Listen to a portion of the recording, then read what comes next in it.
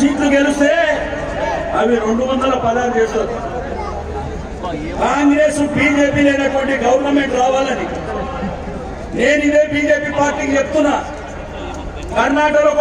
కర్ణాటకలో మొన్న కుమారస్వామి గారు గెలిచిందని, బీజేపీ గెలిచిందని, కాంగ్రెస్ గెలిచిందని 37 సీట్ల దేశంలో ఉన్నటువంటి అన్ని రీజనల్ ఫోర్సెస్ తోని మన ముఖ్యమంత్రి గారు సంప్రదిస్తూ ఉన్నారు.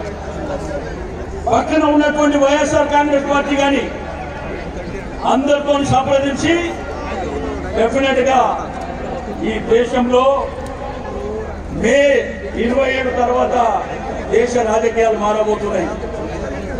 ఈ రోజు భారతీయ జనతా పార్టీ నాయకులు చెప్తా ఉన్నా, అసెంబ్లీ ఎన్నికల ముందు ఇట్లానే మాట్లాడిండు. ఆయన ఒక నాయకుడు చెప్తాడు,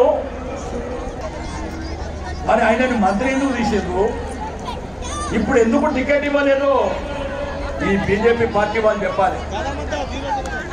కాబట్టి ఈ విధమైనటువంటి వాతావరణంలో మధ్యాహ్నం 3 గంటల నుంచి ప్రజలు, మన కార్యకర్తలు ఇంకా 2 గంటల సమయం ఉంటుంది. కాబట్టి నేను ఇంతకుముందే సీఎం గారితో మాట్లాడితే మీరు వచ్చినటువంటి ప్రజలు కానీ, కార్యకర్తలు కానీ, మీడియా మిత్రులు కానీ అన్యాయంగా భావించొద్దని చెప్పి నేను ఈ సందర్భంగా తెలియజేస్తా ఉన్నాను. ఎందుకంటే వారు రావడానికి ఇంకా 2 గంటల సమయం అవుతుంది. అయితే నేను సీఎం గారికి చెప్పిన, లక్షల సంఖ్యలో జనం వచ్చిండ్రు, మీకోసం వెయిట్ చేస్తుందని చెప్పి.